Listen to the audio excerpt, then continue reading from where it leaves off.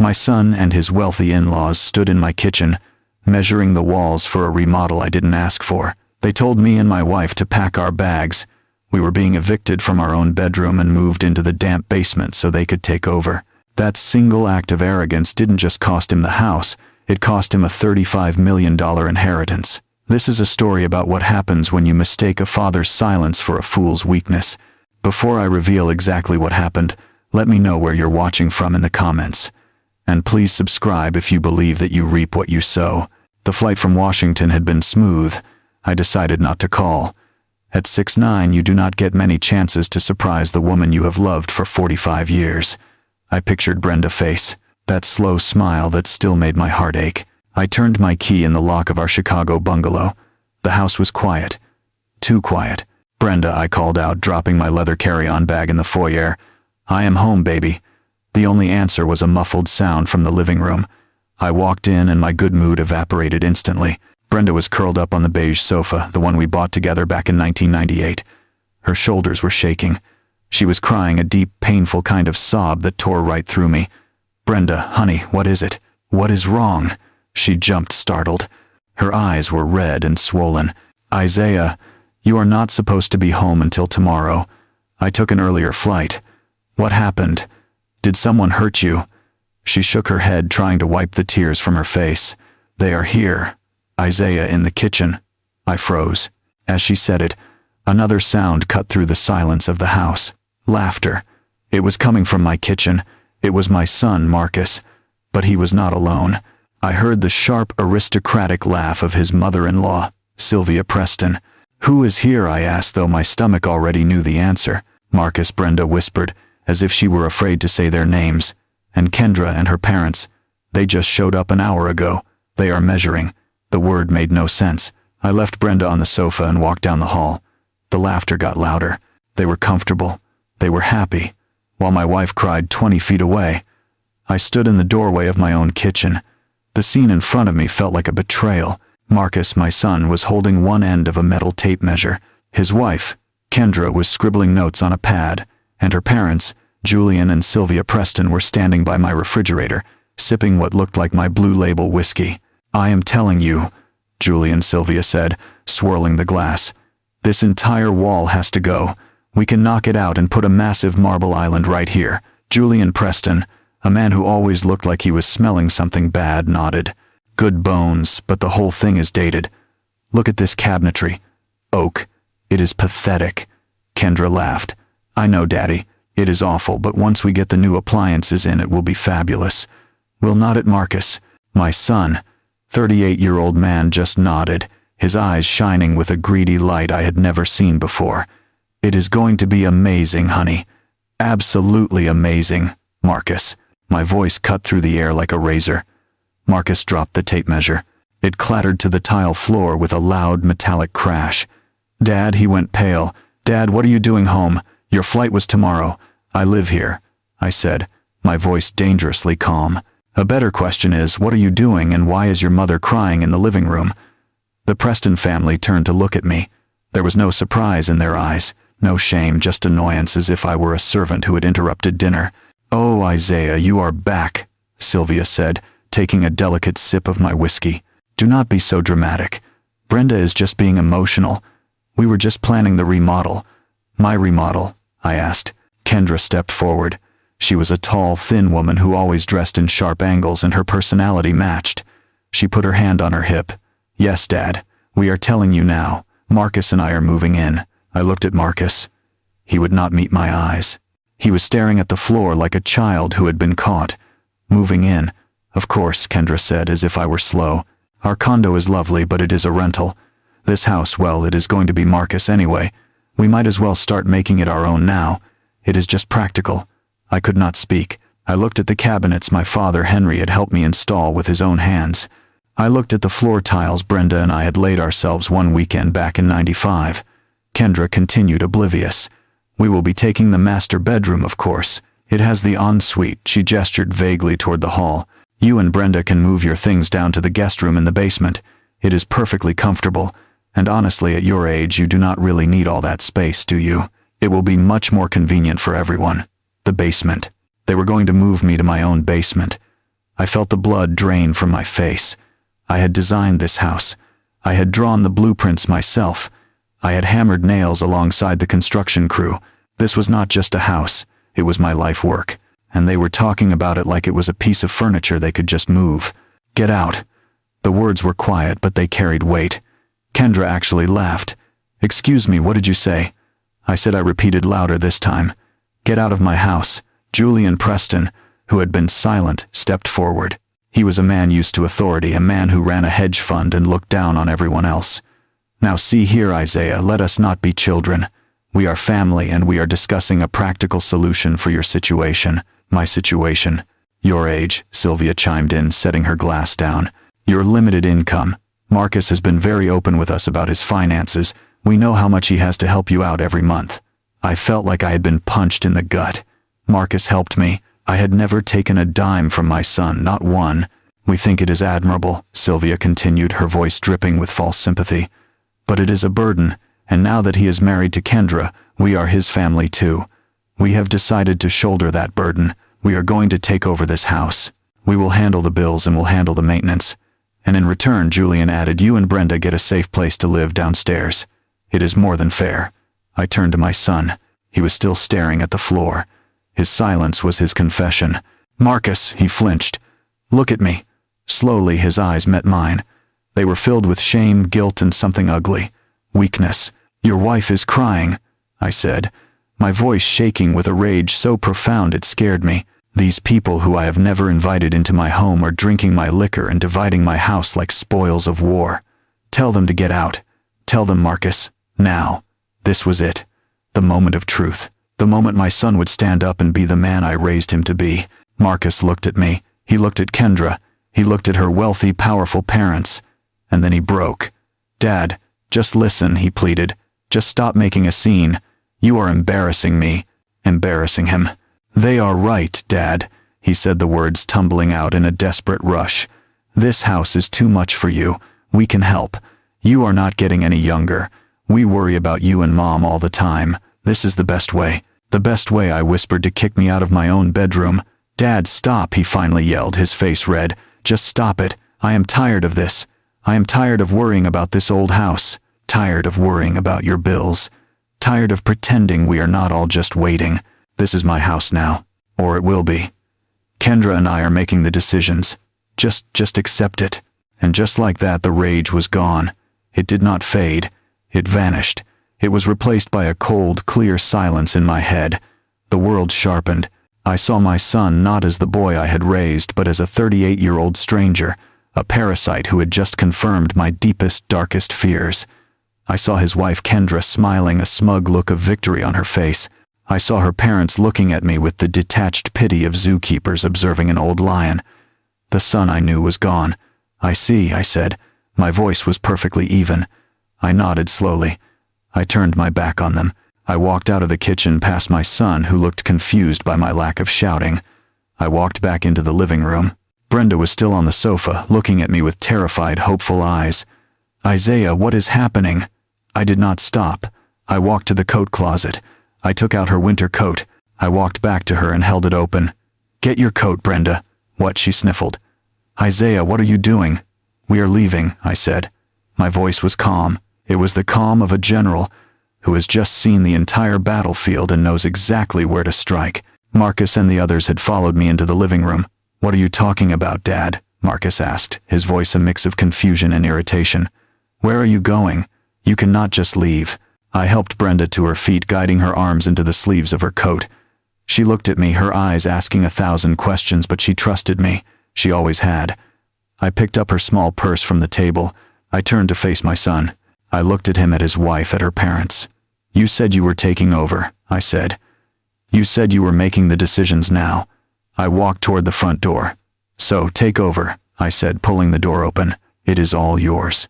I guided Brenda out onto the porch into the cold night air, and I pulled the door shut behind us. The click of the lock was the loudest sound I had ever heard. It was the sound of an entire life ending, and a new one beginning. I did not call a taxi. I used the black car service I keep on my phone. A dark, spotless Lincoln Navigator pulled up to the curb in less than 2 minutes. Brenda was shivering beside me, whether from the cold night air or from the shock, I could not tell. She looked at the expensive car, then at me, her eyes wide with confusion. "Isaiah, what are we doing? Where are we going?" "We are going somewhere safe, Brenda. Get in." The driver held the door for her. I gave him the address. The Langham downtown. Brenda did not speak a single word during the entire ride. She just stared out the window, her reflection showing the tear tracks glistening on her cheeks. When we pulled up under the bright, elegant portico of the hotel, she tensed.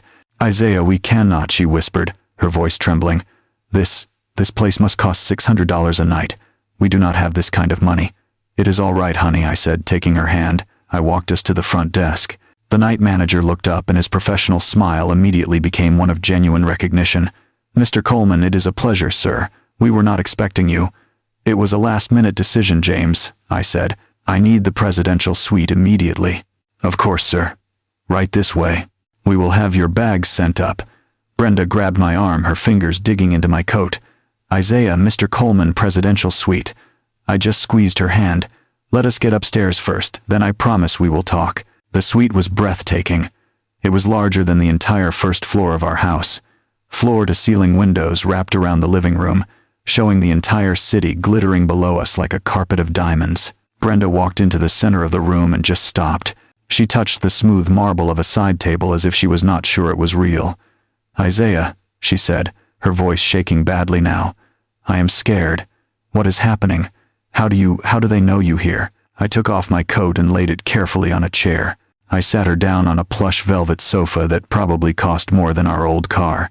"Brenda, I need you to just listen for a moment. I have to make a phone call. It is the most important call of our lives." I pulled out my phone. My hands were perfectly steady. The anger from the house had burned away all the shaking, leaving only cold, hard steel. But first I owed her the truth. I had owed it to her for decades. "Brenda, look at me." She looked up, her eyes filled with tears and fear. She thought I had lost my mind. She thought we were spending money we did not have. She thought we were ruining our future in a fit of pride. "You trust me, do you not?" I asked gently. She nodded slowly. "I trust you, Isaiah. But this luxury, this is not us. We are simple people. We live on a pension." "No, Brenda," I said, taking her cold hands in mine. "We do not. I have not been completely honest with you or with Marcus for a very, very long time." I told her everything. I told her about my architectural firm, how when I retired at 55 I did not just retire. I had sold the firm. More accurately, I had sold my portfolio of structural design patents to an international conglomerate. I did not just make enough to live on, Brenda. I confessed the old lie, tasting like ash in my mouth. I made a lot, more than I ever knew what to do with. "How much, Isaiah?" she whispered. The initial sale was for $24 million. After taxes, I put $20 million of it into a blind trust. I called it the Coleman Family Trust. Brenda let out a small, strangled sound. 20 million. It has grown since then, honey. Nathaniel manages it. It is closer to 35 million now. "But why?" she cried, pulling her hands away. It was a cry of betrayal, not of joy. "Why would you hide this, our life, the budgeting, the old car?" "Marcus." "Why?" "Because of Marcus," I said, the sadness of it all finally hitting me. "I saw what money did to my partner children. It made them soft. It made them entitled. It made them weak. I did not want that for our boy. I wanted him to work. I wanted him to learn the value of a dollar. I wanted him to be a man, not an heir. So you played poor. I lived simply." I corrected her gently. "I gave him everything he needed. His college was paid for by the trust. The down payment on his first condo. That was the trust. I always told him it was the last of my savings. I truly thought I was teaching him responsibility. I stood up and walked to the window, looking down at the city. But I was wrong. I was not teaching him responsibility. I was just hiding the target. I made him believe I was weak. I made him believe I was simple. I made him believe I was a burden, and he believed it." Brenda was silent, trying to process 20 years of lies, trying to reconcile the man she married with the stranger sitting in this palace of a hotel room. "So the house," she finally asked, her voice small. "The house they were measuring. The house they are trying to take." I turned to face her. "That is the most important part, Brenda. The house is not ours. It never was." "What do you mean?" I said, feeling the first cold spark of justice. "It belongs to the trust. We are just its lifelong tenants. And Marcus, he just tried to evict the landlord." Brenda sat back against the velvet cushions. The fear in her eyes was replaced by a dawning realization. She looked around the room again, but this time she did not look scared. She looked angry. $35 million, she whispered. And he treated us like beggars. He treated us like trash to be thrown in the basement. Yes, I said. I checked my watch. It was 3 inches the morning. But in New York, lawyers never sleep. I dialed a number I knew by heart, a number I bad not called in almost a year. It rang twice. Nathaniel Vance speaking. Nathaniel, it is Isaiah Coleman. There was a sharp intake of breath on the other end of the line. Isaiah, it is 3 inches the morning here. This must be as it is time, Nathaniel, I said. A heavy silence stretched across the line. Are you absolutely certain? Nathaniel's voice was all business now. You know what this means. Clause 7B is the nuclear button. It cannot be undone. It means Marcus is. I am certain, I said, my voice flat. He just had his wife and in-laws try to move my wife and me into our own basement. He made his choice. Activated immediately. I want him cut off by morning. Consider it done, Nathaniel said. I will need you and Brenda in my office as soon as possible. 9 a.m. My team will prepare everything. We will be there, I said, and hung up. Brenda was staring at me, her eyes wide with a mixture of fear and confusion again. Clause 7B. Cut who off, Isaiah? You are frightening me. Who is Nathaniel? I sat down across from her again. Nathaniel Vance is my attorney. My real attorney, not the local guy we use for our taxes. Nathaniel is the head of my estate. And Clause 7B, Brenda, I said, taking a deep breath, is the safeguard I prayed I would never have to use. What does it do? She asked. It protects the legacy, I said. It protects us from the very thing that happened tonight. It states that if the beneficiary attempts to harm the grantor for financial gain, they lose everything. Everything. Marcus does not know it yet, but he just signed his own resignation letter. He thinks he is fighting for a bungalow. He has no idea he just lost an empire. I looked at the phone in my hand. The screen was dark, but the machinery I had just set in motion was already turning. Somewhere in a server room in New York. Accounts were being frozen. Alerts were being flagged. Digital walls were slamming down. Marcus wanted to play the big shot. He wanted to play the man of the house. Well, I thought, looking at the city lights below. He was about to find out exactly how heavy that roof really is. Get some sleep, Brenda, I said softly. We have a very long day tomorrow. She nodded, but she did not close her eyes.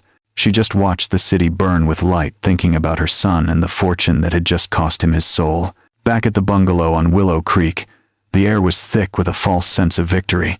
The house was quiet now that Isaiah and Brenda were gone, but it was not peaceful. It was the silence of a crime scene after the sirens have faded. Marcus sat at the kitchen island running, his hand over the smooth oak surface his father had sanded by hand. He should have felt triumphant. He had done it. He had finally claimed his place as the head of the family. But as he looked at the empty doorway, where his father had stood only an hour ago, he felt a cold knot of nausea twisting in his gut. Kendra was pacing the living room, her heels clicking sharply on the hardwood floor. She was on her phone trying to order a celebratory dinner from the most expensive steakhouse in the city. Daddy, she called out, her voice tight. Do you want the ribeye or the porterhouse?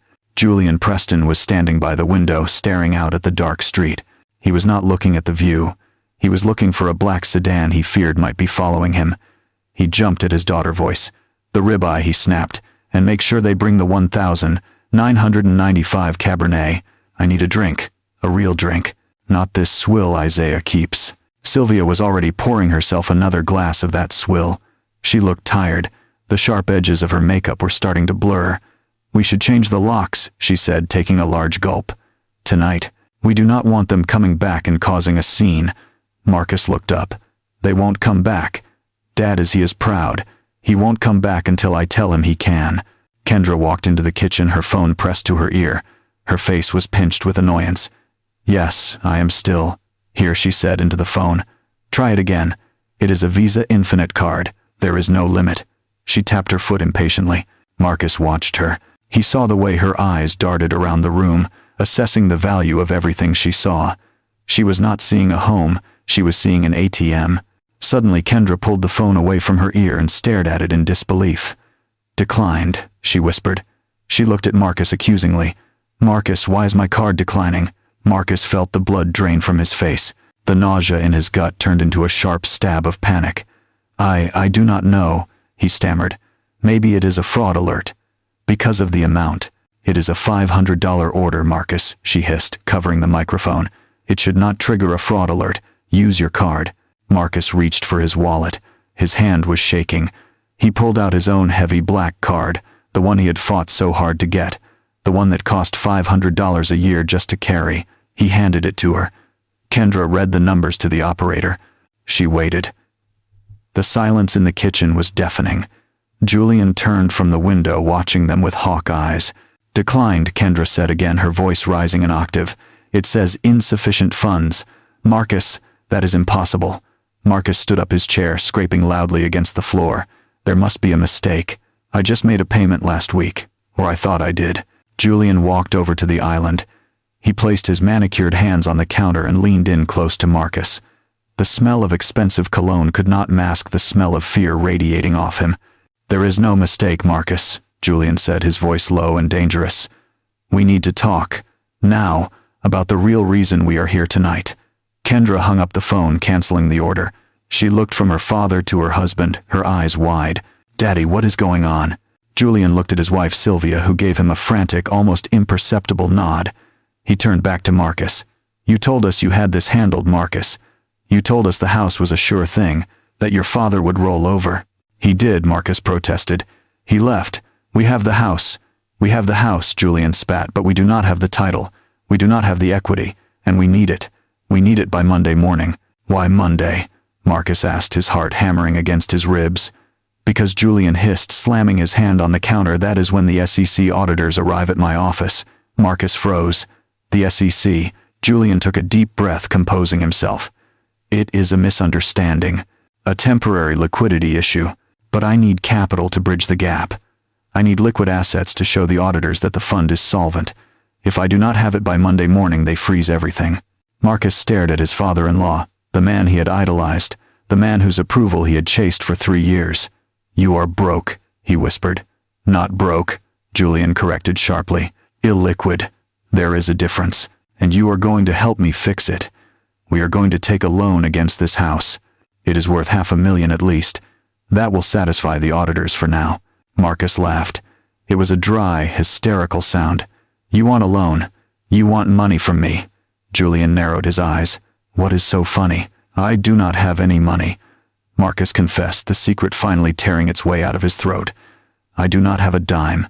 That debt I told you about, the business loan, it is not $200,000. Kendra stepped back, her hand covering her mouth. "Marcus," she breathed. "How much is it?" Marcus looked down at the oak countertop, unable to face her. "It is $750,000. And it is not a business loan. It is gambling debts, sports betting, online poker. I lost it all, everything. The credit cards are maxed out because I was trying to win it back." The silence that followed was absolute. Sylvia let out a small whimpering sound and sank onto a stool. Julian's face turned a sickly shade of gray. $750,000, he whispered. "You owe the mob $750,000. Not the mob," Marcus said miserably, "but bad people, collection agencies. They are calling me every day. They threaten to call my boss. If I lose my job, I lose everything. So we are all drowning," Julian said, his voice devoid of emotion. "We are all standing on a trap door and the lever is about to be pulled." He looked around the modest kitchen. "This house," he said, his eyes lighting up with a new desperate intensity. "This house is the only life raft we have left. If we can get the title, we can get a hard money loan. Fast cash. We can pay off your bookies. We can bridge my audit. We can save ourselves. But Dad title is in his name," Marcus said. "He just let us live here. He did not sign it over." "Then we make him sign it over," Julian said. "We do not wait. We do not ask. We take it." "How?" Julian pulled a folded document from his inside jacket pocket. He smoothed it out on the island. "I brought this just in case. It is a petition for emergency guardianship. We argue that Isaiah is mentally incompetent, that his behavior tonight, leaving his home abruptly, checking into a hotel he cannot afford, is proof of a mental break. We get a judge to sign an emergency order granting you control of his assets, including this house." Marcus looked at the paper. It was a betrayal. It was a crime. But then he thought about the phone calls from the collectors. He thought about the way Kendra looked at him when his card declined. He thought about the prison of debt he had built for himself. He looked at his father-in-law. "You want me to declare my father insane? I want you to survive," Julian said. "It is him or us, Marcus, and right now he is just a confused old man standing in the way of our survival. Do it." Marcus looked at the paper. He picked up a pen from the counter. His hand hovered over the page. He thought of Isaiah's face in the doorway. The disappointment. The pain. Then he thought of the $750,000. He pressed the pen to the paper. "Let us do it," he whispered. "Let us take it all." The next morning Brenda and I arrived at Nathaniel Vance's office. Brenda was still in the clothes from the night before, her eyes red-rimmed and puffy. I, on the other hand, had called the hotel concierge at 6 a.m. and had a new $2,000 charcoal gray suit delivered to my room. When I walked out of the bedroom dressed, Brenda gasped. She had never seen me in anything that was not off the rack. She was finally, after 45 years, beginning to see the man she had married. Nathaniel's office was not a small, dusty law firm. It was on the 45th floor of the Wells Fargo Tower, a sprawling space of dark wood, glass, and expensive abstract art. The receptionist did not even ask for our names. She simply stood as we entered. "Mr. Coleman, Mr. Vance is waiting for you in the main conference room." Brenda clutched my hand. This was a world she had never known I belonged to. We walked into a room with a 20-foot mahogany table. Nathaniel stood at the far end overlooking the entire city. He was not just the friendly voice on the phone. Dressed in a sharp pinstripe suit, he radiated an aura of absolute power. "Good morning, Isaiah." "Brenda," Nathaniel said, gesturing to the chairs. "I apologize for the circumstances, but I am glad you are finally here. We have a lot to cover in very little time." "Nathaniel, what is going on?" Brenda asked, her voice quiet. "Isaiah told me about the trust, but why did Marcus act like that? It is not just the house, is it?" "No, Brenda, it is not," Nathaniel said grimly. He slid a thick spiral-bound report across the table to me. "I took the liberty of activating my investigators the moment Isaiah mentioned the possibility of activating Clause 7B. What you saw last night was not just disrespect. It was desperation, pure and simple." I opened the report. The first page was a summary of my son's finances. I felt the blood drain from my face. "My God," I whispered. "What is it, Isaiah?" Brenda asked, leaning over. I could not speak. I just turned the report so she could see the final number at the bottom of the page. What is $750,000? She asked. "That," Nathaniel said, "is the amount of debt your son Marcus and his wife Kendra are currently in. But that is impossible," Brenda protested. "Marcus has a wonderful job. He is a marketing director. He makes good money. He told us he makes $150,000 a year," Nathaniel interrupted, "which is a respectable salary. The problem is his wife Kendra spends $300,000 a year." He clicked a remote. The large screen on the wall lit up. It was a spreadsheet, credit card statements, Neiman Marcus, Saks, Fifth Avenue. A lease payment for a new Maserati that Kendra was driving, mortgage payments on a condo they could not afford. "They are living a lie, Brenda," I said, the pieces clicking into place. "A complete suffocating lie." "But the Preston family," Brenda said. "Kendra parents, they are rich. Surely they are helping." "That is the worst part," Nathaniel said, clicking to the next slide. "The Preston family is rich, yes, but they are also frugal with their own money. They believe in appearances but not in handouts. They expect Marcus as the husband to provide that lifestyle. Marcus, in an attempt to keep up with their expectations, has been drowning. He has taken out personal loans. He has maxed out 22 separate credit cards. He is, to put it plainly, about to lose everything." I looked at the numbers, at the trips to Aspen, the jewelry purchases. "This is why they were measuring my kitchen," I said. "They need the money from my house. They need it now." "It is worse than that, Isaiah," Nathaniel said. His voice dropped and the room felt suddenly colder. "What they did yesterday, that was not Plan A, that was Plan B." "Plan A," Brenda whispered. Nathaniel looked at me. "Isaiah, I did not want to tell you this unless it became necessary. But 3 months ago, I received a call from the executive manager at the bank that handles the Coleman Trust." He clicked to a new document. It was a scanned copy of an email. 3 months ago, Marcus Coleman and his father-in-law Julian Preston scheduled a private meeting with the bank. They brought a lawyer of their own. They petitioned the bank to have the control of the trust assets frozen. I stood up from my chair. "They did what?" "They attempted to have you," Isaiah legally declared, "mentally incompetent. Brenda let out a small, horrified gasp. They presented a file, Nathaniel continued, full of anecdotal evidence. How you forget things. How you live beneath your means, which they cited as a sign of senile hoarding. How you refuse to manage your own finances, letting them fall into disarray. But we live simply, Brenda protested. That was our choice. It was a choice they tried to weaponize against you, Nathaniel said. They argued that Isaiah's refusal to live a life of luxury was proof that he was no longer sound of mind. They wanted the bank to grant Marcus emergency signatory power over the trust to protect his father's assets. They wanted the $35 million, I stated, the ice in my veins spreading. They wanted it all, Nathaniel confirmed. And the bank, of course, laughed them out of the room. The trust is ironclad. It is designed to prevent exactly this. The bank manager knows you personally, Isaiah. He knew it was a fraudulent claim, and as per the trust security protocol, he called me immediately. I sat back down, the weight of the betrayal crushing me. This was not just a greedy son wanting a bigger house. This was a cold, calculated, premeditated conspiracy. My son had tried to have me locked away, to have my mind legally erased so he could steal his inheritance. So, yesterday, Brenda said, connecting the final piece yesterday was Plan B I finished for her. When they failed to get the trust, they decided to go after the only asset they thought I actually owned, the house. They could not get the millions, so they settled for the $500,000 they thought the house was worth. They were not just moving us to the basement, Isaiah, Brenda said, her voice now hard as steel. They were moving us out of our lives one way or another. I looked at Nathaniel. So he did it. He triggered Clause 7B. Nathaniel Vance smiled. He triggered it the moment he walked into that bank 3 months ago. Isaiah Marcus is already disinherited. He just does not know it yet. Brenda's hands were shaking, but not from fear anymore. It was rage. A pure, cold rage I had never seen in her. They tried to have you committed, she whispered, her voice low and dangerous. They tried to lock you away. They did, I said, and they failed. So they came for the house. Those vultures, she hissed. Isaiah, what does this mean? What happens now? I looked at Nathaniel. Tell her exactly what Marcus just did to himself. Nathaniel steepled his fingers, looking at Brenda with a calm, professional respect. Brenda, when Isaiah and I set up this trust, he was worried about this exact scenario. He was worried that Marcus, surrounded by the wrong influences, might one day see him as a piggy bank rather than a father. So Isaiah had me write in a very specific, very punitive clause. We call it Clause 7B. What does it do?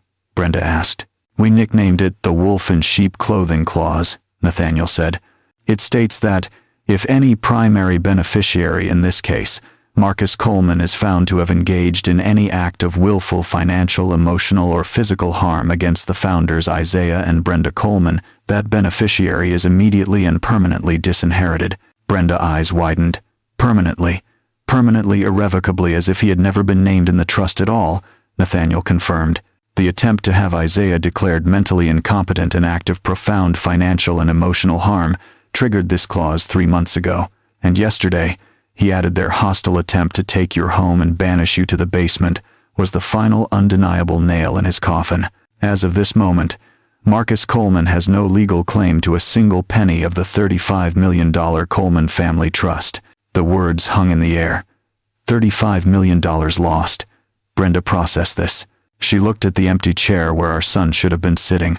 So what happens to the money, Isaiah? What happens to the house? Where does it all go?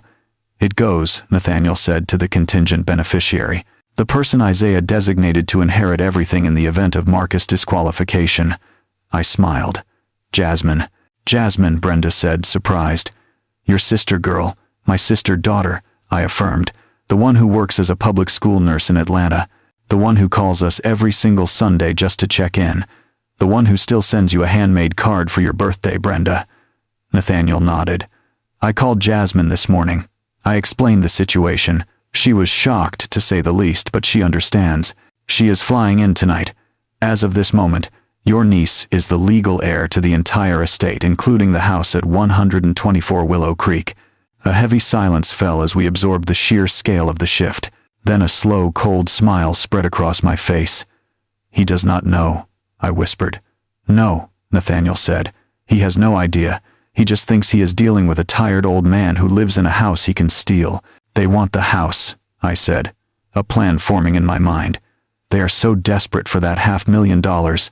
They are willing to destroy our lives for it. So I said, looking at Nathaniel, let us give it to them.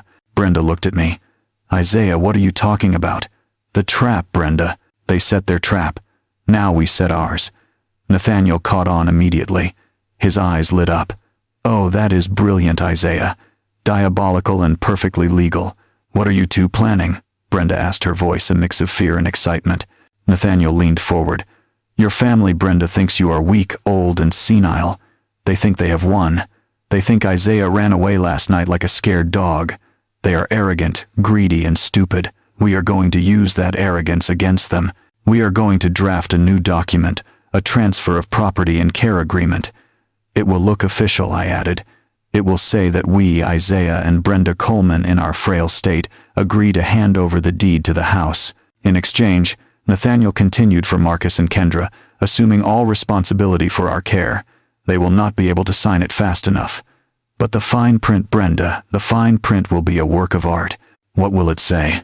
It will say, Nathaniel beamed that they, Marcus and Kendra Coleman, along with their witnesses Julian and Sylvia Preston, do hereby acknowledge and confirm that Isaiah and Brenda Coleman are in a vulnerable state, suffering from diminished capacity, and are unable to make their own financial and personal decisions. It will state that they are willingly and knowingly assuming control of all assets for this reason. It is not a transfer. It is a confession. A signed, witness-notarized confession of conspiracy and elder abuse. My heart was pounding now, not with fear, but with a cold, righteous fury. It is perfect, I said. They will be so blinded by the prize they will sign their own death warrant. Let us do it, Brenda said, her voice firm. I picked up my phone. My hand was steady. I dialed Marcus' number. He answered on the first ring. He must have been staring at his phone, panicking. Dad, where are you? Mom, is she okay? We have been so worried. His voice was a perfect imitation of a concerned son. It made me sick. I let out a long, weary sigh. I made my voice tremble. Marcus, son, Dad, what is wrong? Your mother and I were at a lawyer office, I said, playing the part of a broken, defeated man. We have been talking all night, and maybe you are right, son. I heard a sharp intake of breath on his end. Silence. What do you mean, Dad? He asked, his voice cautious, not daring to hope. We are old, I said, letting my voice crack. Brenda is a wreck. I cannot fight this anymore. You said you would take care of us. You said you would handle everything. The house. It is too much. Oh, Dad, he breathed.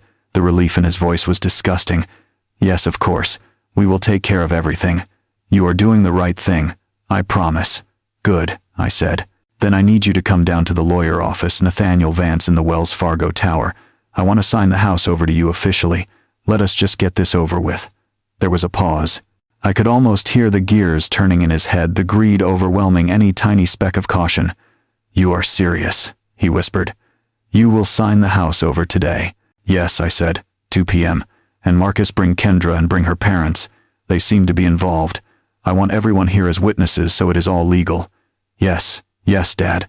Absolutely. His voice was bright, triumphant. We will be there 2 p.m. Do not you worry about a thing.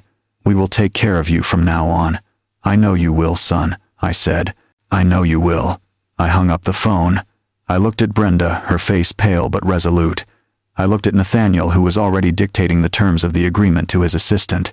He is hooked, I said. Nathaniel smiled. The trap is set. At exactly 2 o'clock in the afternoon, the heavy glass doors of the conference room swung open. My son Marcus and his wife Kendra entered first. They were followed closely by her parents Julian and Sylvia Preston. They were not the same people from the night before. They had gone home, showered, and dressed for what they clearly believed was their coronation day. Marcus wore his most expensive-looking suit.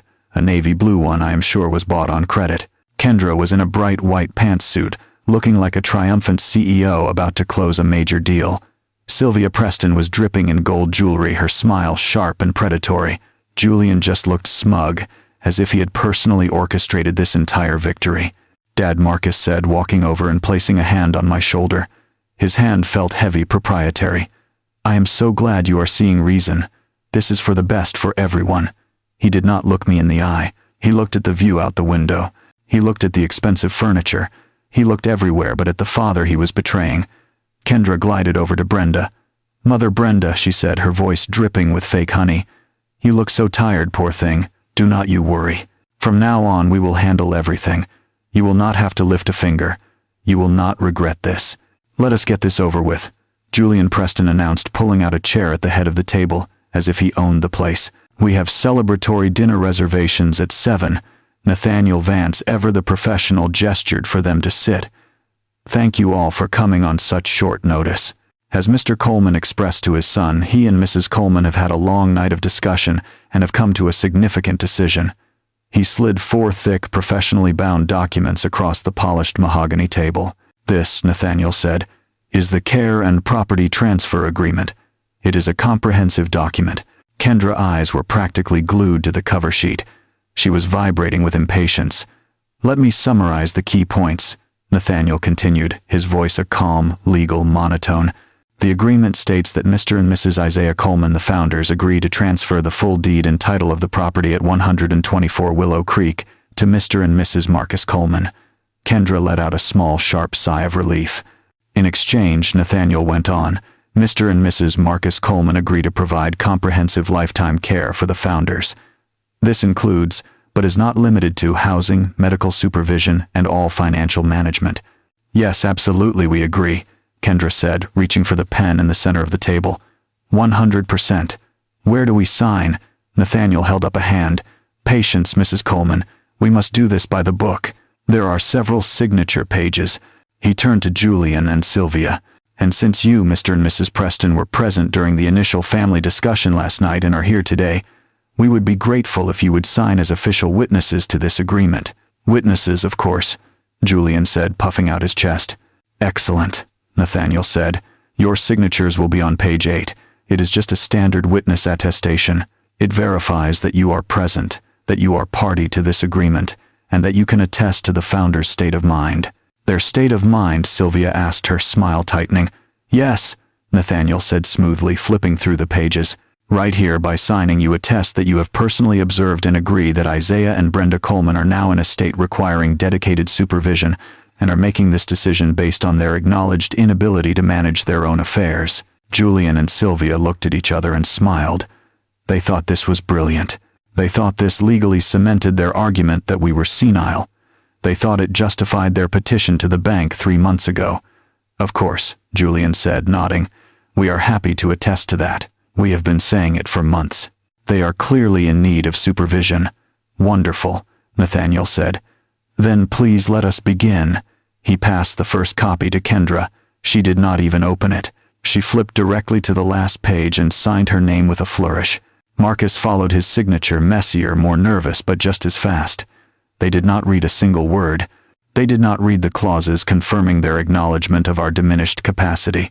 They did not read the fine print detailing their willingness to assume control. They just signed. They signed away their integrity for a house they thought would save them.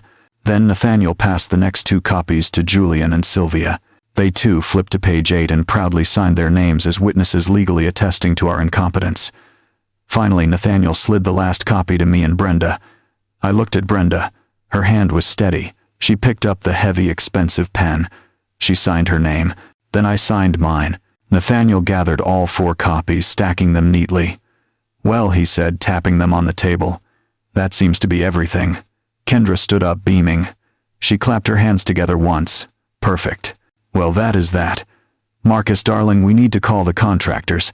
They can start on the master bedroom tomorrow. She turned to me. Dad, Mom, we will help you start packing your things for the basement as soon as we get home. It will be so much cozier for you down there. Marcus looked relieved, as if the weight of the world, or at least $750,000 of it, had been lifted from his shoulders. I let the silence hang for a moment. I watched them bask in their victory. I saw the greed, the relief, the sheer, unadulterated arrogance. I let them enjoy it for a full 10 seconds. I wanted this moment burned into their memories forever. I wanted them to remember exactly how high they thought they were, standing right before the floor fell out. I looked at Nathaniel. He nodded.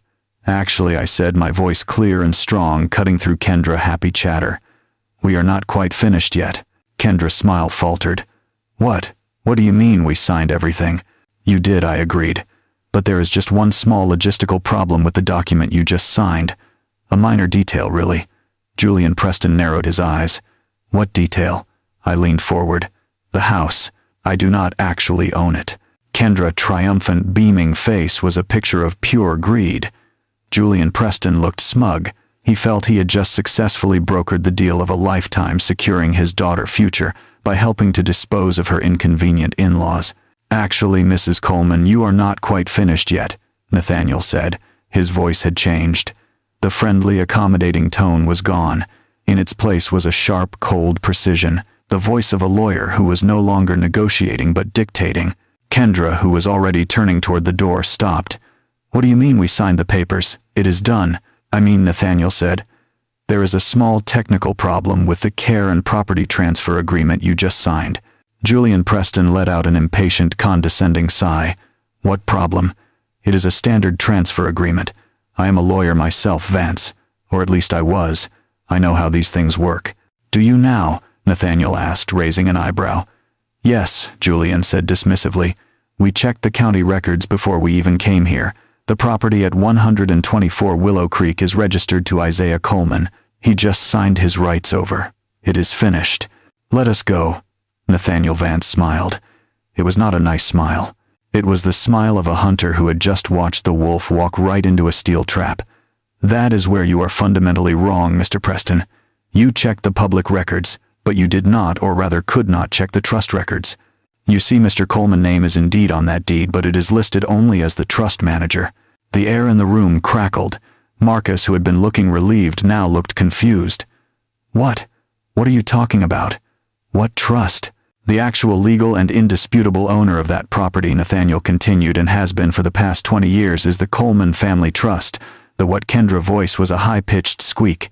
The Coleman Family Trust, I said, speaking up for the first time since they had entered. My trust. The one I established in 2005, right after I sold my company. Marcus looked at me, his face a mask of total blank confusion. You have a trust? What? Like a small bank account for retirement? No, son, I said, leaning forward. Not like a small bank account like all the bank accounts. Sylvia Preston let out a short, ugly laugh. A trust. Do not be ridiculous. You live in that sad little house. You drive that 10-year-old car. You are just a retired architect. What could you possibly have in a trust? A few thousand. This is a pathetic waste of our time. I looked at Sylvia. I let her arrogance, her complete and total misjudgment hang in the air. I let her feel superior for one last glorious second. Nathaniel, I asked, my voice calm, what is the current valuation of the Coleman Family Trust? Nathaniel looked down at a different folder, a thick one they had not seen before. He opened it slowly. As of this morning, market open, Mr. Coleman, the trust liquid and fixed assets are valued at $35,421,000 and change. The silence that followed was so profound I could hear the faint hum of the air conditioning. I could hear Brenda let out a shaky breath beside me. She knew, but hearing the number said out loud in this room was still a shock. Marcus just stared at me. His mouth opened, then closed. No sound came out. Julian Preston's smug, fleshy face dissolved. He looked like he had been physically struck. 35 million. But the most beautiful reaction, the one I will treasure, was Kendra. Her face went through a rapid series of emotions. First complete confusion, then total disbelief, then a wild, ecstatic, all-consuming joy. Her eyes lit up like a Christmas tree. 35 million, she breathed, looking at Marcus, her voice trembling. Baby, we are rich. She actually started to laugh, a high-pitched, hysterical sound that was half sob. He has $35 million. Oh my God, Marcus, we are rich. We do not need the stupid house. Who cares about the house? We get the trust. She launched herself at Marcus, who was still paralyzed, throwing her arms around his neck. We are rich. We are finally rich. She pulled away from him and turned to me, her entire demeanor changing in an instant. The fake honey was gone, replaced by a frantic, desperate, clawing adoration. Dad. Oh, Dad. I mean, Isaiah, I knew it. I always knew you were special. I always told Marcus your father is such a dignified man, so wise. Stop. My voice was cold. It cut through her hysterical rambling and stopped her mid-sentence. What she asked, her smile faltering. You are not rich, I said. He is not rich. You get nothing. She froze. What do you mean? Marcus, he is your son. He is the beneficiary. He was, I said. But the agreement, Kendra stammered, pointing frantically at the documents on the table. We signed. We have a deal. Yes, Nathaniel Vance said, picking up the stack of papers they had so eagerly signed. He held them up. The care and property transfer agreement. Thank you for this. It is an incredibly valuable document. Kendra looked at her father, confused. See, it is valuable. Oh, it is, Nathaniel agreed, but not as a transfer of property. As I said, that part is completely void since Isaiah does not own the house he was transferring to you. No, this document is valuable, as a confession. Julian Preston's face went from pale to a sickly gray. He finally understood. He was a predator who realized too late he had walked into the cage of a much larger beast. A confession, Marcus whispered. Yes, I said, looking right at my son. You, your wife, and your in-laws have just signed a legally binding document attested to by witnesses stating that you all believe I am mentally incompetent, that you believe I am suffering from diminished capacity, and that you are conspiring to take control of my assets based on that belief. You just handed me all the proof I will ever need for a court of law. Marcus stared at the papers, then at me, and then at Nathaniel. The color was draining from his face, only to be replaced by a dark, ugly flush of anger. So what? He suddenly shouted, slamming his flat palm on the mahogany table. The sound made Kendra jump and Brenda flinch. So what? It is a stupid piece of paper. It is a trick. It does not mean anything. He turned his wild eyes on me, his voice pitching higher, cracking with panic. You cannot do this. I am your son. I am your only son. I am the beneficiary. That trust, that 35 million, it is mine. You cannot just take it away from me. He cannot. Right, Julian. Tell them. He was looking at me, but he was pleading to his wife, to his in-laws, trying to reassure them, trying to reassure himself. It is my birthright. You were the beneficiary, Marcus, I said. My voice was quiet. The calm in the room seemed to terrify him more than any shouting could. You were the beneficiary right up until 10:15 a.m. on Tuesday, August 12th, 3 months ago. Marcus froze. I do not know what you are talking about. Do not you? I asked. August 12th, a meeting at the First National Trust Bank. You, your father-in-law, Julian here, and a lawyer from his firm. Does that ring a bell? Marcus' face went slack. He looked like he had been shot. How? How did you know about that? The bank. They said it was a confidential inquiry. They called me. Nathaniel Vance interjected, his voice like ice. The moment you left the building as the administrator of the Coleman Trust. I am legally obligated to investigate any hostile inquiries or attempts to seize control of the assets. Hostile inquiries, Marcus stammered, grasping for a defense. I was just asking questions. I was worried about him, about his state. You were not asking questions, Marcus, I said, finally standing up. I felt tall. I felt powerful. You were making accusations. You told the board members that I was senile. You told them I was hoarding. You claimed my simple private lifestyle was proof of advanced mental decay and a danger to myself and the estate. You brought a lawyer, and you petitioned the board to have me declared mentally incompetent and to grant you emergency signatory power over all 35 million. That, Nathaniel said, was a profound tactical error because that singular act of profound willful betrayal triggered Clause 7b. Clause 7b, Kendra whispered, her face ashen. What is Clause 7b? That, I said, is the part of the trust I prayed to God I would never have to use. I walked around the table until I was standing right in front of my son. He was shaking. When I set up this trust, I knew your heart, Marcus. I knew it was good, but I also knew your weakness. I knew you were easily influenced. I knew you desperately wanted to be liked by people like them. I gestured to the Preston family. People who only value what things cost.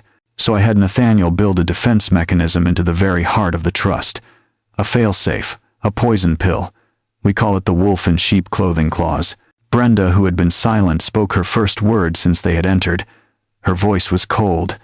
Explain it. It states, I said, looking directly into Marcus, terrified eyes in very simple, ironclad legal terms, that if the primary beneficiary, Marcus Coleman, or any person acting in concert with him like his wife or his in-laws, is found to have committed willful financial, emotional, or physical harm against me or your mother, that beneficiary is immediately, automatically, and permanently disinherited, as if he had never been named in the first place. Permanent, Brenda echoed. It was a judgment. The moment you sat in that bank and tried to have me erased from my own life, Marcus, I said you erased yourself from my legacy. You get nothing. Not the house, not the savings, not a single penny of the trust. Not now, not ever. The words settled in the room like dust. Julian Preston was the first to react, sputtering, his legal mind grasping for a loophole. This is outrageous.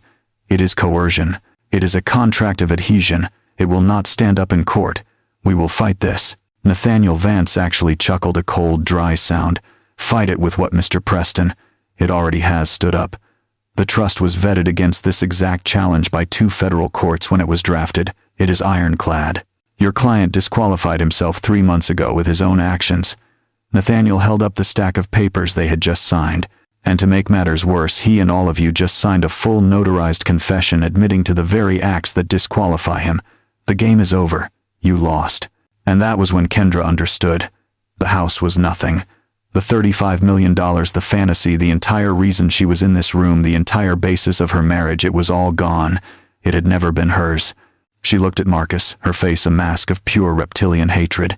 You idiot, she hissed at him. You failed. And then her eyes rolled back in her head, and she collapsed, sliding gracelessly out of her expensive chair and onto the Persian rug in a dead faint. Kendra was still on the floor, propped up on one elbow. Her expensive white pantsuit was smudged with dust from the rug. Julian and Sylvia Preston were frozen in their chairs, their faces a sickly shade of gray, looking like statues in a museum of their own arrogance. Marcus, my son, was the only one moving. He was shaking his head over and over as if he could physically deny the words he had just heard. He ignored his fainted wife. He ignored his stunned in-laws. He only looked at me, his eyes wide with a desperate, childish panic. No, he whispered. No.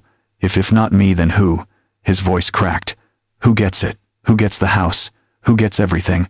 It does not just disappear, does it? He looked around the room as if the $35 million was a physical object, a trophy that had been promised to him, and he was terrified it had just vanished.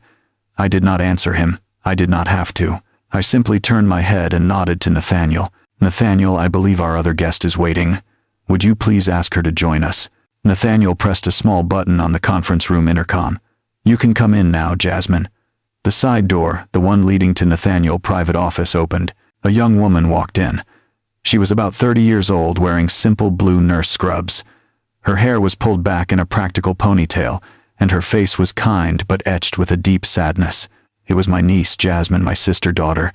Marcus' head snapped toward her, his confusion instantly curdled into a new, raw, burning rage. Jasmine, what the hell are you doing here? This is a private family meeting. Get out. On the floor, Kendra had managed to sit up. Her hair was a mess and her makeup was starting to run. She saw Jasmine and her face twisted in contempt. The nurse, what is she doing here? Is she here to check on our blood pressure? Get her out. Jasmine stopped a few feet from the table. She looked at Marcus, not with anger, but with a profound, steely pity. Hello, Marcus. I am here because Uncle Isaiah and Aunt Brenda asked me to be. She is here, Nathaniel Vance said, his voice cutting through the tension as the contingent beneficiary of the Coleman Family Trust. Marcus just stared.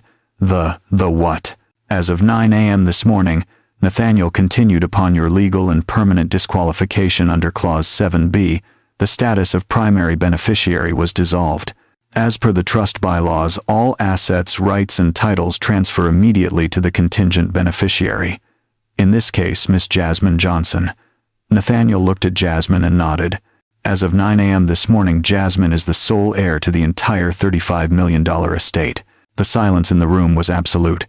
Kendra, still on the floor, made a small choking sound.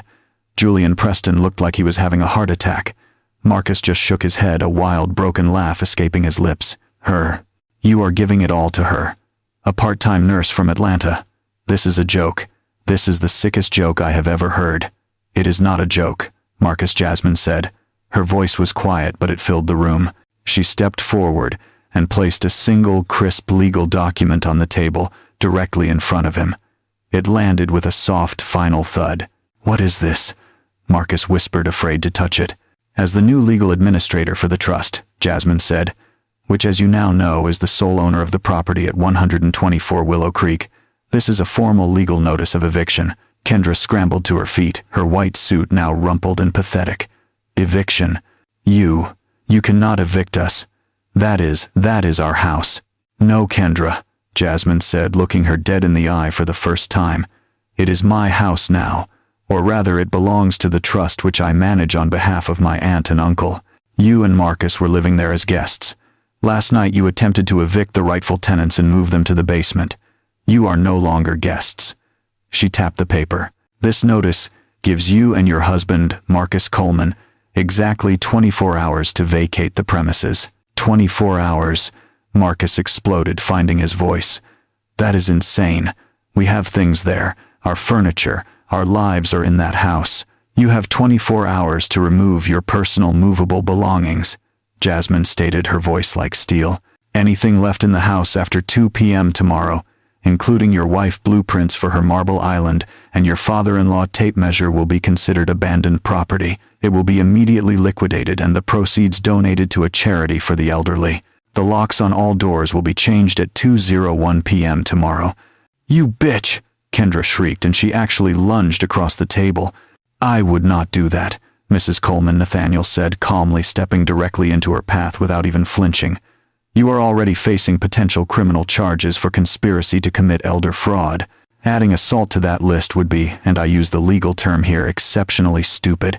Kendra stopped. Her hand raised her face, a mask of ugly, impotent rage. As of this moment, Jasmine said, you are all trespassing in this office, and if you set foot on the property at 124 Willow Creek again, without my or my aunt and uncle express written permission, I will have you arrested. Marcus ignored her. He ignored everyone. He stumbled past Nathaniel, past the table, until he was standing right in front of me.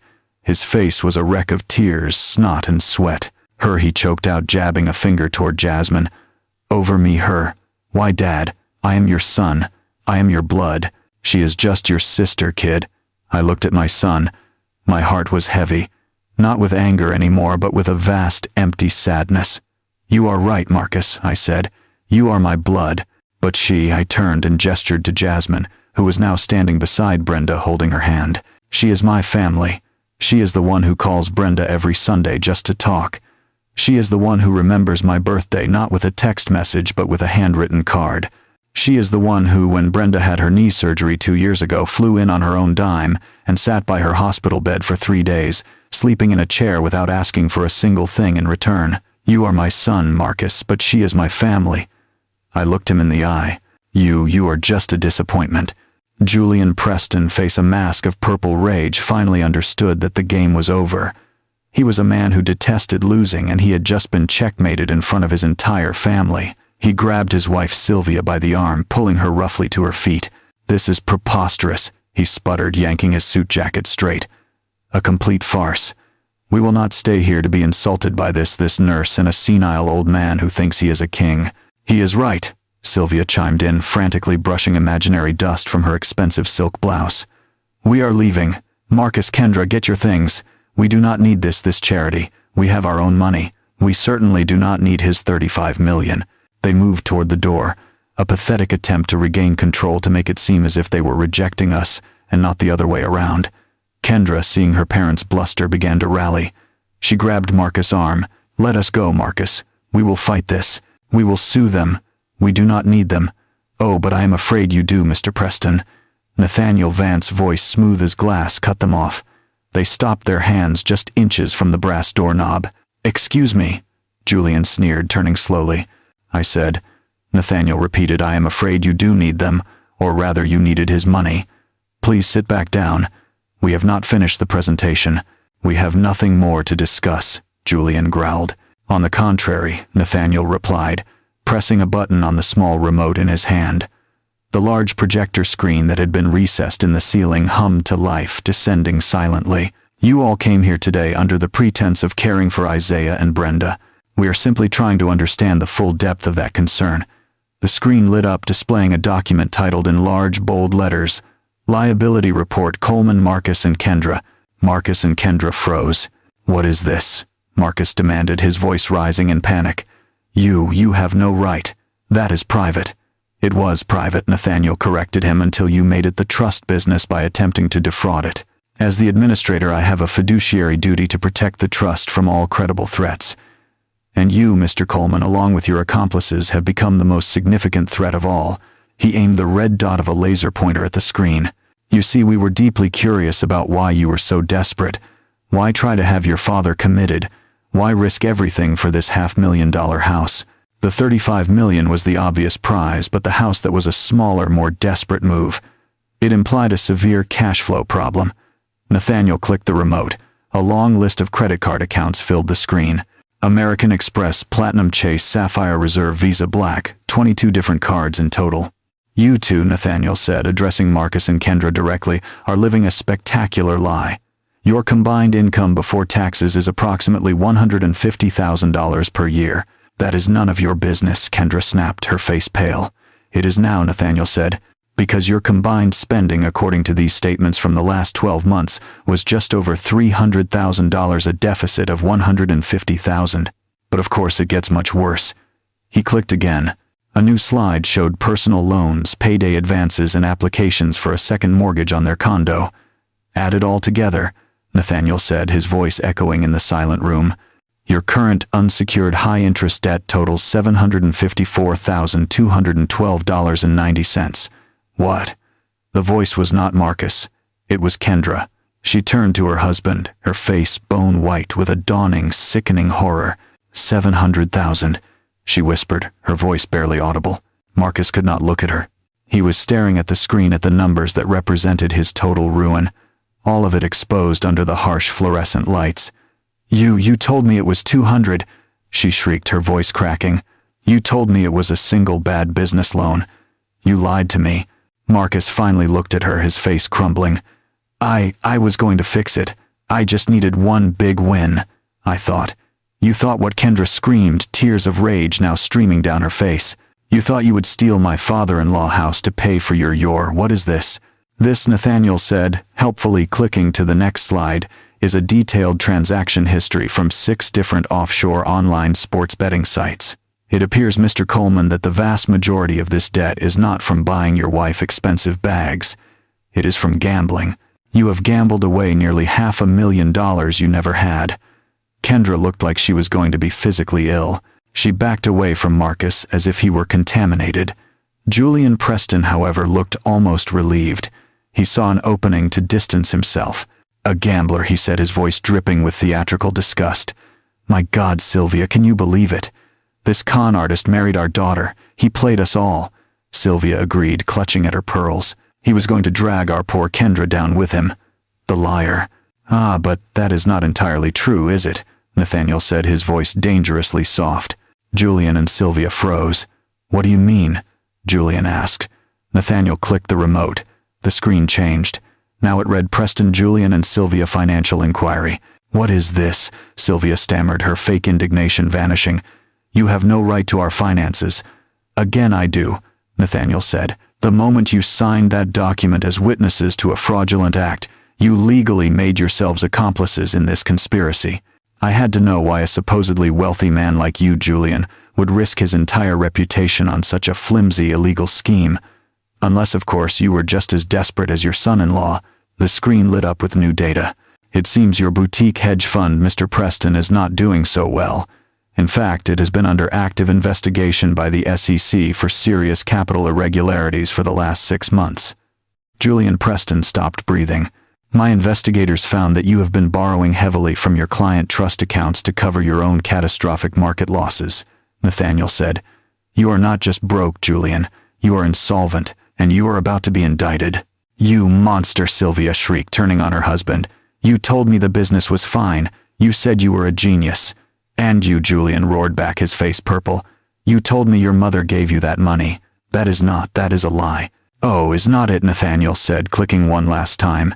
"And you, Sylvia, that generous help you gave your daughter the money for her Maserati, the down payment on the condo that was not from your husband's successful business. We traced the transactions. You have been systematically draining your own 88-year-old mother retirement account without her knowledge. An account, I might add, that she kept at our bank. You common thief," Julian howled at his wife. "You are one to talk, you fraud." It all fell apart right there. The screaming, the accusations, the raw, ugly truth of their lives exploding in the middle of Nathaniel conference room. It was beautiful. Nathaniel Vance let them implode for a full minute, a symphony of destruction. Then he cleared his throat. It seems, he said, turning off the screen, plunging the room back into a heavy silence, that you were not a healthy family trying to help an old man. You were a house of cards already collapsing, and you were all trying to use Isaiah and Brenda as your foundation. The meeting is over. The heavy silence in the room stretched for a full 10 seconds. It was broken by Kendra. She had not fainted. She had been calculating. She slowly, very slowly got to her feet, her face pale, her eyes fixed on my son Marcus. "You," she whispered. Her voice was no longer sweet or faked. It was a low reptilian hiss. You lying, worthless fraud." Marcus, who was still staring at the blank screen where his $35 million had just vanished, flinched. "What, Kendra? I did not lie. I thought." "You thought," she shrieked, her voice suddenly climbing into a hysterical register that made everyone wince. "You thought. You told me your family was old money. You told me your father was modest and eccentric. You told me this house was just the beginning. I was trying to give you what you wanted," Marcus yelled back, his desperation finally finding an outlet in anger. "I was trying to keep up. Who was the one who needed the Maserati? Who had to have the condo in the city? Who spent $10,000 on a single handbag last week? Because you told me we could afford it," she screamed, taking a step toward him, her hands clenched into fists. "I was trying to make it work. I was managing it. Sylvia Preston, who had recovered from her own shock, stood up. Her voice was dripping with venom.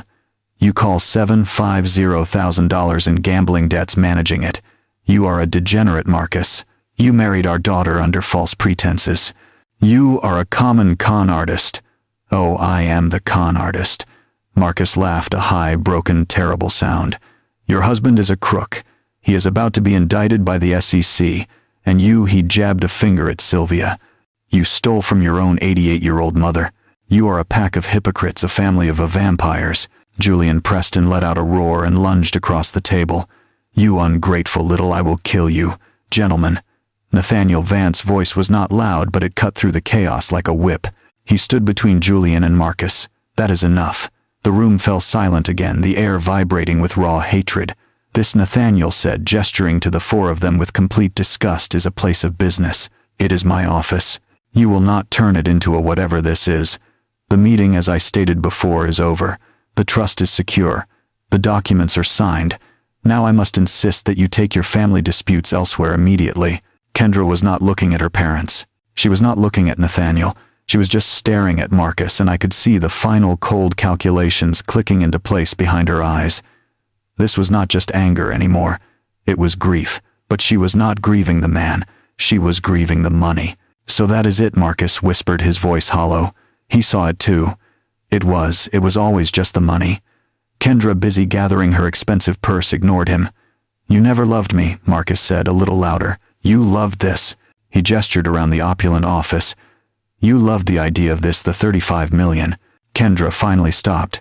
She turned to face him. Her face was cold, composed, and stripped of all emotion, all the fake love, all the honeyed words. "Well, he was rich," she said, her voice flat. "And you were too stupid to even inherit it correctly. You could not even manage that one simple thing right. That was the bullet. I watched my son absorb it. I saw the last spark of the weak, desperate boy who had tried so hard to please her just die."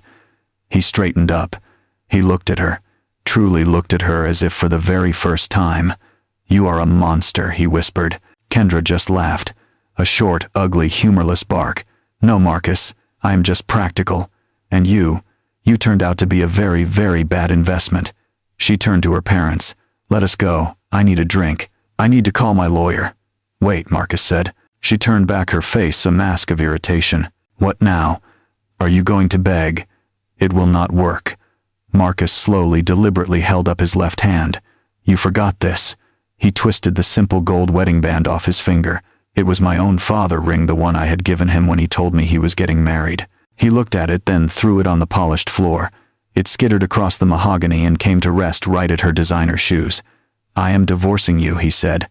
Kendra looked down at the ring. Then she looked back at him. She laughed again, that same horrible, brittle laugh.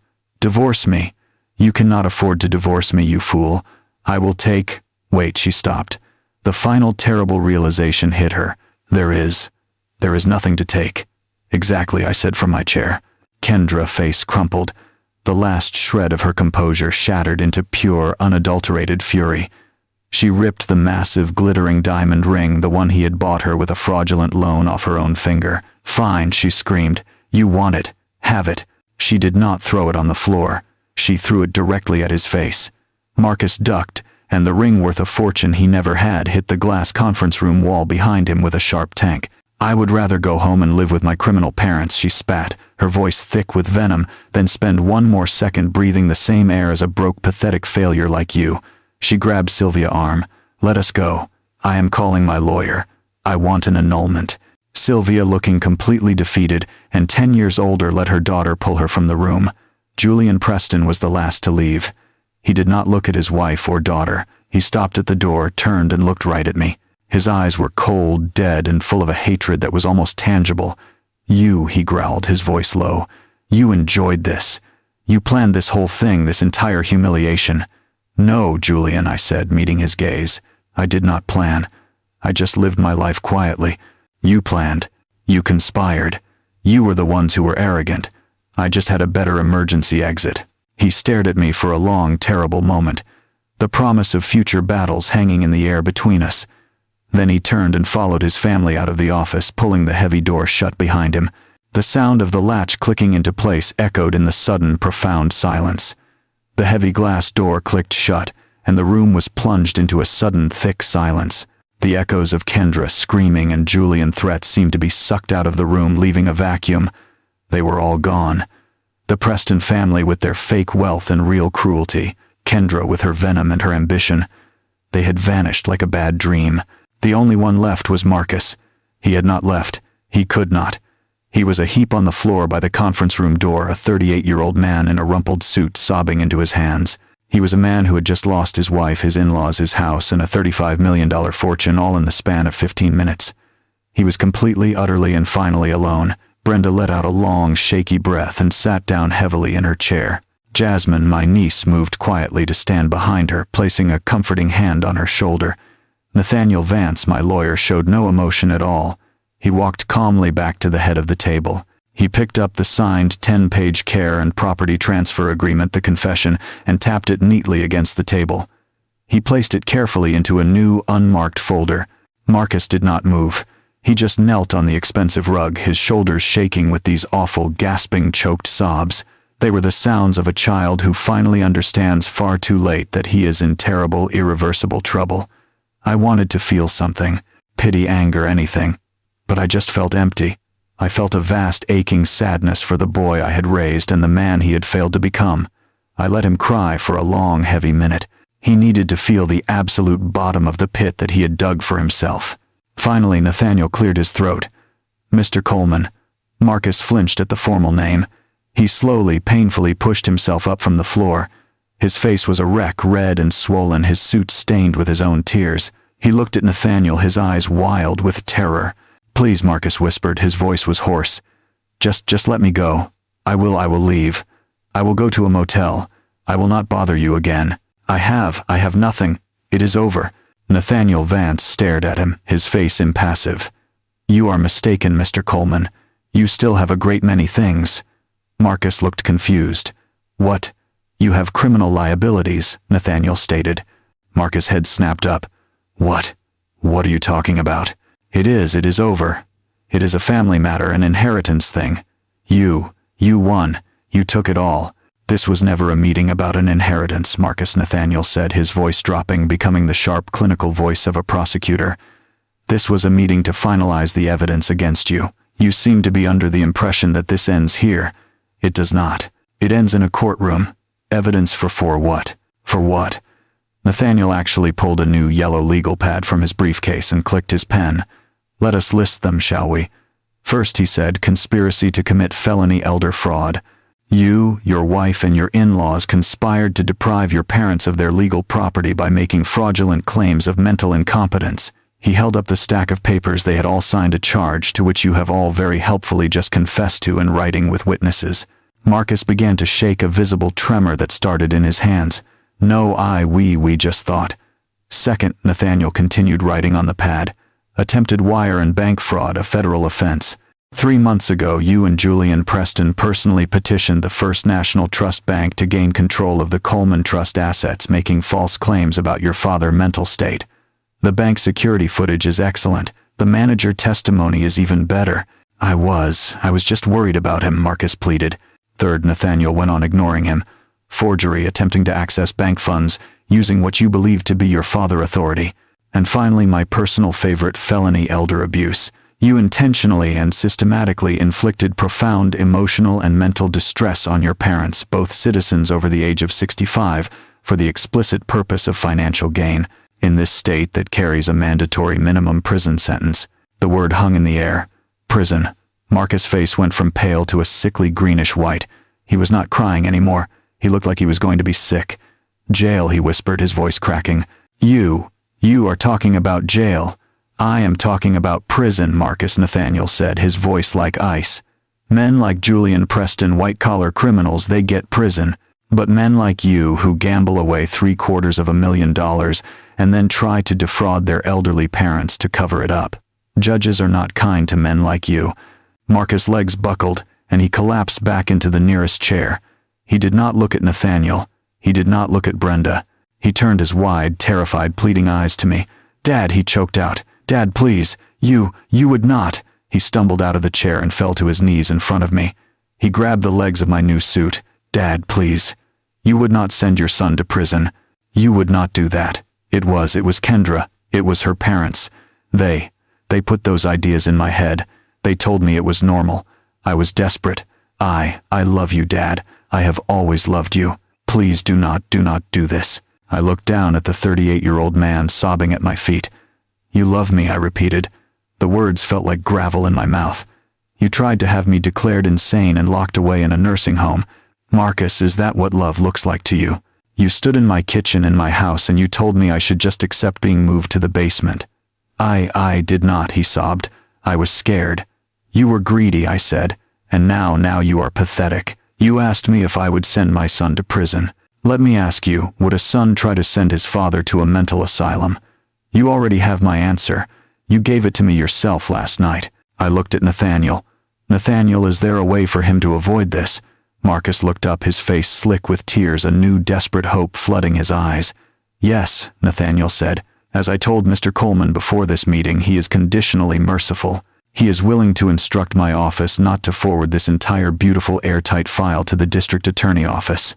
Anything, Marcus cried, still on his knees. I will do anything, Dad.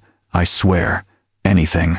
On one, Nathaniel said, very specific set of conditions. They are absolute. They are non-negotiable. Do you understand? Marcus nodded frantically. Yes, just tell me. First, Nathaniel said, you will sign the full and detailed confession of your actions, which my team has already prepared based on the document you signed earlier. Second, you will sign the divorce papers we are drafting right now, citing irreconcilable differences and waiving all claims to any community property present or future. Third, you will agree to a permanent 500-meter restraining order against Kendra Preston and her parents. We must ensure you are never again under their toxic influence. Yes, I will do it, Marcus said, nodding, grabbing at the chance. Is that it? I will sign it all. I will do it right now. And fourth, Nathaniel said, his voice dropping, the most important condition, the one that Mr. Coleman, your father, designed himself. Marcus was still on his knees, looking up at Nathaniel, waiting for the final blow. He was a cornered animal, ready for anything. But before Nathaniel could speak, Brenda held up her hand. Wait, Nathaniel, just wait. She had been silent, a ghost in the room, absorbing every awful revelation. Now she stood up from her chair. She walked past me, past Jasmine, and stood over her son. I expected to see her usual softness. I expected tears, but her face was hard. It was the face of a mother who had been betrayed to her very core. Before we talk about conditions, she said, her voice shaking but clear, I need to know one thing. Marcus looked up at her, his face a mess. Mom, anything. Why? She asked. It was the simplest question in the world, and the most complicated. Just why? We loved you, Marcus. We gave you everything. We worked so hard. Your father, he built this legacy, this secret to protect you. And you tried to destroy him. You looked at us, your own parents, and you saw what a burden, an obstacle. What did we do? What did I do to make you hate us so much? This question was more devastating than any legal threat. This was his mother asking him how he had become a monster. Marcus could not answer. He just broke. He buried his face in his hands, and his sobs echoed in the silent, expensive room. "I do not hate you," he choked out, his voice muffled. "I do not. You just what Brenda demanded. What was more important than us?" He looked up and the truth, the ugly, pathetic truth, finally came pouring out of him. "I was ashamed." He yelled, the words ripping from his throat. "I was always ashamed." I frowned. Ashamed. Ashamed of what? "We gave you a good home. We gave you an education." "You do not get it," he cried, looking at me. "You never got it. I grew up in that simple house. That humble house. I went to the state university while all my friends went to Yale and Harvard. You were an architect, Dad, but you drove a 10-year-old Honda and fixed your own roof. Mom, you were a homemaker, but you cut coupons and shopped at discount stores. You called it frugal. You called it valuing labor." He laughed, that broken, terrible laugh again. "You know what they called it, my friends? They called it poor. They called it cheap. So you were ashamed of us," I said. It was not a question. And then he continued, ignoring me. "I met Kendra and her family, Julie and Sylvia. They had things. They did not just have money, they had class. They talked about summers in the Hamptons, skiing in Gstaad clubs that I did not even know existed. They were better. They are criminals," Jasmine said, speaking for the first time. "I did not know that," then Marcus screamed at her. "I just knew they were everything I was not. I wanted to be one of them. I wanted Kendra, and to get her I had to lie. I told her you were old money. I told her you were eccentric, and that you were modest by choice, but that you were secretly loaded." He looked at me, a bitter irony in his eyes. "Turns out I was not even lying, was I? You were loaded. You just never told me." "The lie just got bigger," he went on, his voice dropping to a whisper. "I had to buy her the ring. I took out a loan. I had to take her on vacations we could not afford. I took out another loan. Then I had to keep up. The condo, the car, the dinners, and the betting. I thought I could make one big score, just one. Pay it all off. Live the life I was pretending to have. But you did not win," I said. "I never won," he whispered. "I just lost and lost and lost." "So you came for us," Brenda said, her voice flat. "When your lies ran out, you came for us." Marcus nodded, his shoulders slumping in total defeat. "Kendra parents were coming to town. They wanted to see the estate.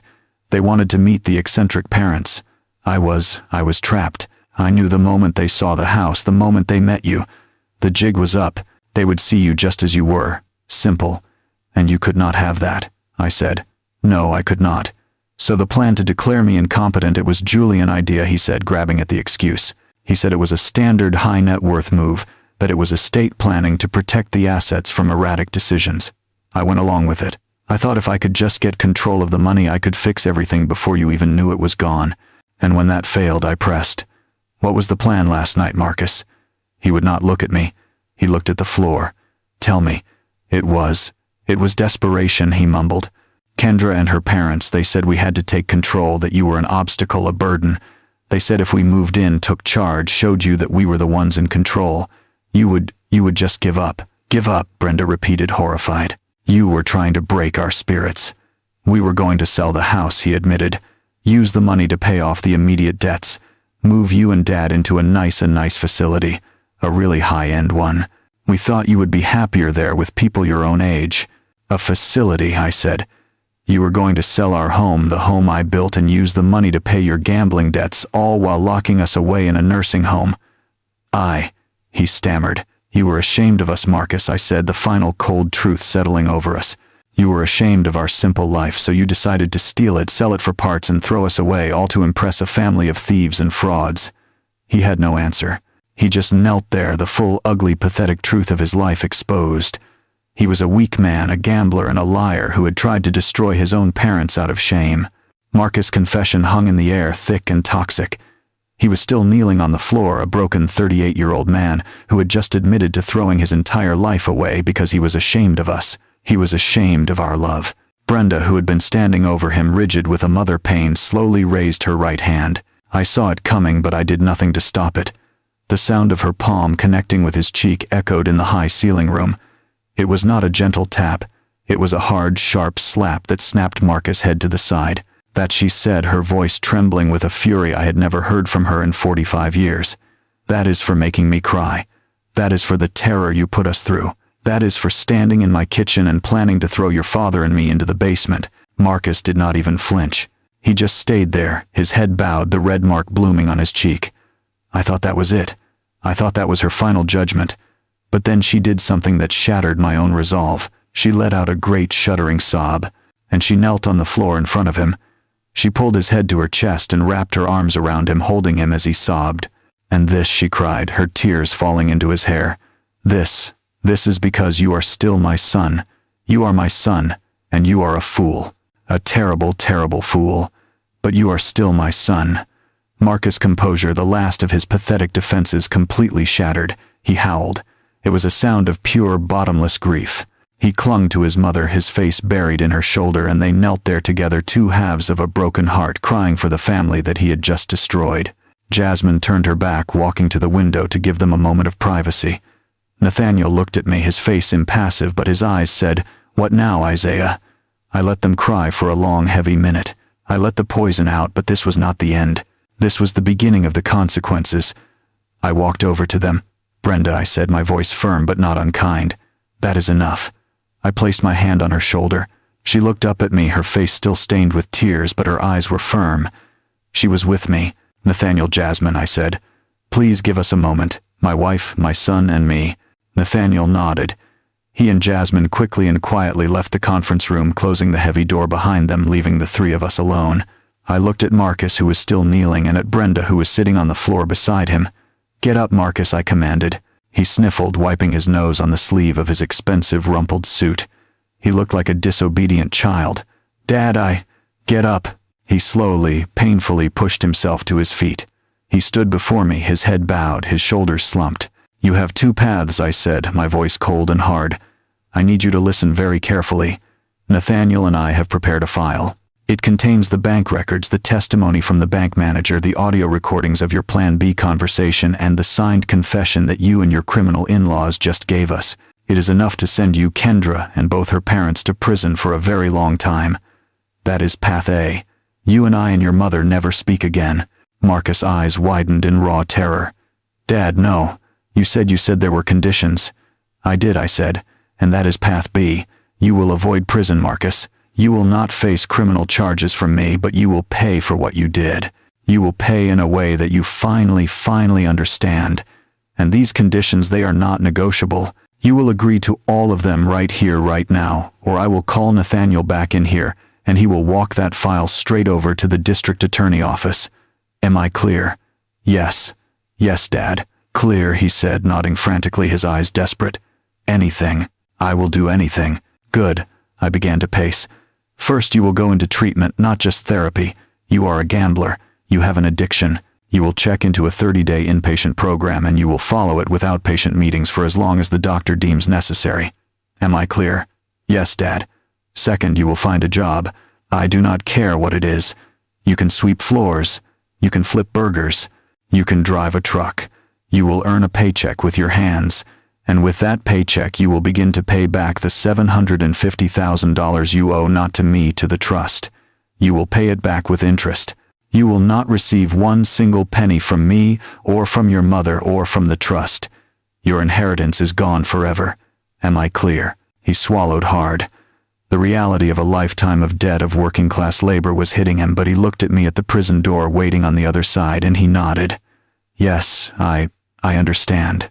I will." Third, the Preston family, Kendra, her entire family. You are done with them. Nathaniel is drafting the divorce papers as we speak. You will sign them. You will file a permanent 500-meter restraining order against all three of them. You will never see them, speak to them, or contact them in any way for the rest of your life. They are poison, Marcus. They poisoned you and you let them. That ends today. Am I clear? He did not hesitate. "Yes, clear. It is over." "I know." "Good," I said. I stopped pacing and stood in front of him. "And fourth, you will accept your punishment." Marcus looked at me, his eyes full of fear. "Punishment," I thought. "The job, the debt. That is not punishment, son. That is just being a responsible adult. That is just cleaning up your own mess. No, I mean a real punishment, a consequence, a daily reminder of what you did, of who you were willing to become." What is it?" he whispered. I let the silence sit for a moment. I looked at Brenda. She nodded at me. You are going to come home, I said. Marcus' face flooded with a relief so profound he almost collapsed. Home. Oh, Dad, thank you. Thank you. Do not thank me yet, I cut him off. You are not coming home as our son. You are coming home as our tenant. Jasmine is the new owner of the property. She will be your landlady. I can pay rent, he stammered. With my new job. Oh, you will pay rent, I said. But not in money. You will pay it in sweat. You are going to live in the basement. His face froze. The basement. The guest room. The one in the basement, the one you and your wife so generously selected for me and your mother. That will be your new home. It is comfortable. It is convenient. It is close to the laundry room. And as you so rightly pointed out, one person does not really need all that much space. You will live there. And in exchange for rent, you will be the property live-in handyman. You will fix the roof, Marcus. You will unclog the drains. You will paint the fences. You will cut the grass. You will learn with your own hands what it takes to maintain the very house you were so ready to steal and sell. You will do that every day until you have paid your debt not just to the trust but to this family. Do you accept these conditions? He stared at me, the full weight of his humiliation, his fall from grace crashing down on him. He had gone from a $35 million heir to a broke, divorced gambler sentenced to live in his parents' basement as a handyman. It was, as I had intended, a fate worse than prison. It was justice. He looked at his mother. He looked at me, and he gave a single, slow, defeated nod. Yes, Dad, he whispered. I accept. 6 months had passed since the day in Nathaniel's office. 6 months since the old toxic order of my family had shattered. Winter had come and gone, and now a cool spring evening was settling over the house. Sunday dinner at 124. Willow Creek had once been a performance, a tense, quiet affair, where Brenda and I tried to pretend, and Marcus and Kendra pretended right back, all of us choking on unspoken resentments and lies. But this was different. The table was set for 4. The air in the dining room was not heavy. It was light. It smelled like Brenda roasted chicken and the lemon pound cake Jasmine had baked. Jasmine was 8 months pregnant now, glowing and full of life, and Brenda fussed over her constantly, her grief over Marcus' betrayal channeled into this new fierce purpose. The house, which had been silent for so long, was now filled with the sounds of Brenda and Jasmine, laughing in the kitchen, arguing over paint swatches for the nursery. And at the far end of the table, sitting in the chair that Julian Preston had once tried to claim, was Marcus. He was quiet. He ate his food, his eyes on his plate. He had been living in the basement for 6 months, working at the Ace hardware store for 5. He looked different. The arrogance that had defined him for so long was gone, stripped away, leaving behind a hollow-eyed, quiet man. His hands told the story. They were no longer the soft hands of a marketing director. They were rough. The knuckles were calloused, the fingernails clean but permanently stained around the edges. They were the hands of a man who worked. He did not join us for dinner every night, but Sunday was becoming a tradition. It was Jasmine who had insisted. He is part of the household, Uncle Isaiah. He does the work. He should eat with the family. After dinner, Brenda and Jasmine started clearing the plates, arguing over who got the last piece of cake. I did what I always do. I went to the front porch. The air was cool, crisp, the smell of spring azaleas. I sat in my old rocking chair, the one my own father had built, and looked out at the quiet street. 124 Willow Creek. It was my house again. I heard the screen door creak open and close behind me. It was Marcus. He stood awkwardly by the door for a moment, his hands twisting in the pockets of his clean jeans. He looked nervous. Dad, he said. His voice was quiet. Marcus, I replied, not turning. I just kept rocking. He walked over and stood in front of me, blocking my view of the street. He looked smaller, not diminished, just human. Can I talk to you for a minute? I am listening. He took a deep breath. His rough hands were shaking slightly as he pulled them from his pockets. In his right hand he held 2 envelopes. They were standard white business envelopes, slightly crumpled. This is the first one, he said, holding out the first envelope. It was thick. It is the rent for the basement room. I am 2 days late. I'm sorry. My paycheck did not clear until this afternoon. I looked at him. I looked at the envelope. His rent, as I had stipulated, was his labor, his work on the house. This was something else. What is this? I asked. Jasmine. She is having a baby, he stammered, not meeting my eyes. The work I do, it is fine for the house, but she needs money for diapers, for 4 things. It is my paycheck from the hardware store, all of it for this month. It is $512. Please tell Jasmine. It is for the baby. I held the envelope. $500. The man who gambled away $500,000 was now handing over his entire hard-earned paycheck. All right, I said, placing it on the small table beside me. I will give it to her. And he said, his voice dropping. He held out the second envelope. This one was thin. This is the other thing. I took it. It was lighter. It is not much, he said, his voice full of a shame that was different from before. This was not the shame of being poor. This was the shame of being a debtor. It is $100. It is all I could save after the rent. But it is the first one. I frowned. The first what? The first payment, he said, finally meeting my eyes. For the $750,000. I know it is just a drop. I know it will take forever, but it is a start. $100. I will have another 100 next month. Maybe more if I get overtime. He stood there exposed, offering this pathetic, powerful gesture. I held the small envelope in my hands. $100 against a debt of $750,000. It was nothing. It was a joke, and it was at the same time the most valuable payment I had ever seen. I looked at the envelope, then I looked up at my son. You are right, I said, my voice thick. It is not much. At this rate, it will take you more than 600 years to pay this off, Marcus. He flinched, but he did not look away. He did not make an excuse. He just stood there and took the truth. I know, sir, he whispered. I slowly, deliberately put the envelope with the $100 into the breast pocket of my shirt right over my heart. All right, I said, patting the pocket. One payment down, a lot more to go. A single tear escaped his eye and rolled down his cheek. He wiped it away angrily with the back of his rough hand. Yes, sir. He stood there for another moment. The faucet in the kitchen. I fixed it. It will not drip anymore. Good, I replied. That is good work. He nodded as if he had just been given the greatest compliment of his life. Good night, Dad. Good night, son. He turned and walked back to the basement door, his shoulders straight. I sat there on the porch for a long time, rocking back and forth in my father chair.